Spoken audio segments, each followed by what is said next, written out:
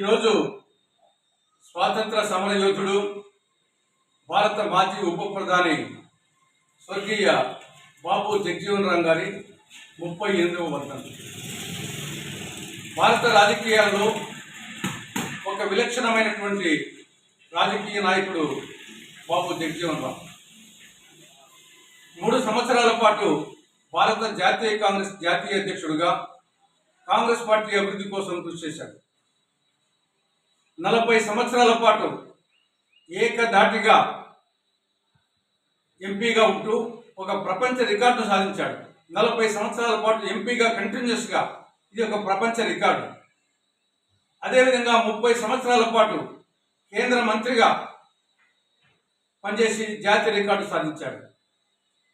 ఆయన జవహర్లాల్ నెహ్రూ, ఇందిరాగాంధీ గారి మంత్రివర్గంలో వివిధ మంత్రిత్వ శాఖలు నిర్వహించి గొప్ప పరిపాలనాధ్యక్షుడిగా పెరుగాంచాడు.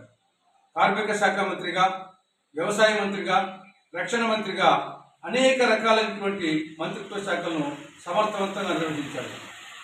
ఆయన కేంద్ర వ్యవసాయ శాఖ మంత్రిగా ఉన్నప్పుడు హరిత విప్లవానికి నాంది పలికి అప్పటికి ఆనాటికి దేశంలో ఆహార ధాన్యాల కొరత ఎక్కువగా ఉండేది, ఆకలి చావులు సంభవించేది. హరిత విప్లవం ద్వారా ఆహార ధాన్యాల ఉత్పత్తిని పెంచి ఆకలి చావులను నివారించినటువంటి ఘనత జగజీవన్ రామ్ గారికి దక్కుతుంది.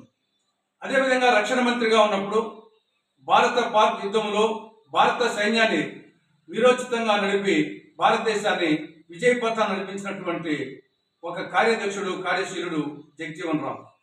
అందరూ మహాత్మా గాంధీని పూజ్య బాపూజీని పిలిస్తే బాబు జగజీవన్ రామ్ను బాబూజీని పిలిచేవారు.